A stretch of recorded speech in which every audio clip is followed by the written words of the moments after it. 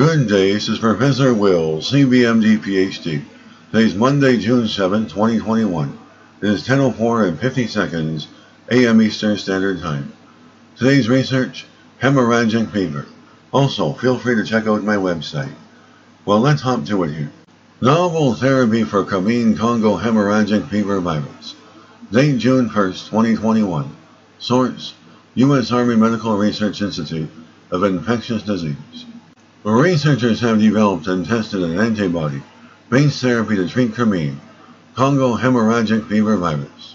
Congo hemorrhagic fever virus, which is carried by ticks and kills up to 60% of those infected. Using blood samples donated by disease survivors, the study authors characterized a human immune response to natural Congo hemorrhagic fever virus infection.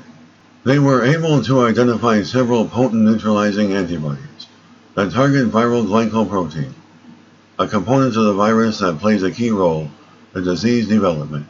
Several of these antibodies, administered individually or in combination, protected mice from Congo hemorrhagic fever virus when given prior to virus exposure. To treat mice that had already been infected, the team created a biospecific antibodies that combine potency with the ability to bind to separate sites on the Congo hemorrhagic fever virus glycoprotein. One of these biospecific antibodies, called DBD121-801, overcame Congo hemorrhagic fever virus infection in mice with just a single dose administered 24 hours after challenge with live virus.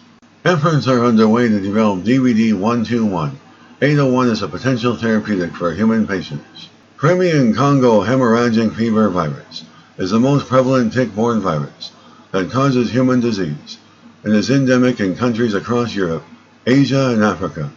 Despite its high lethality and widespread distribution, no vaccines or specific treatments are available. It has been designated a priority pathogen by the World Health Organization. Rodent models of Congo hemorrhagic fever virus infection are useful in testing and down-selecting neutralizing antibodies.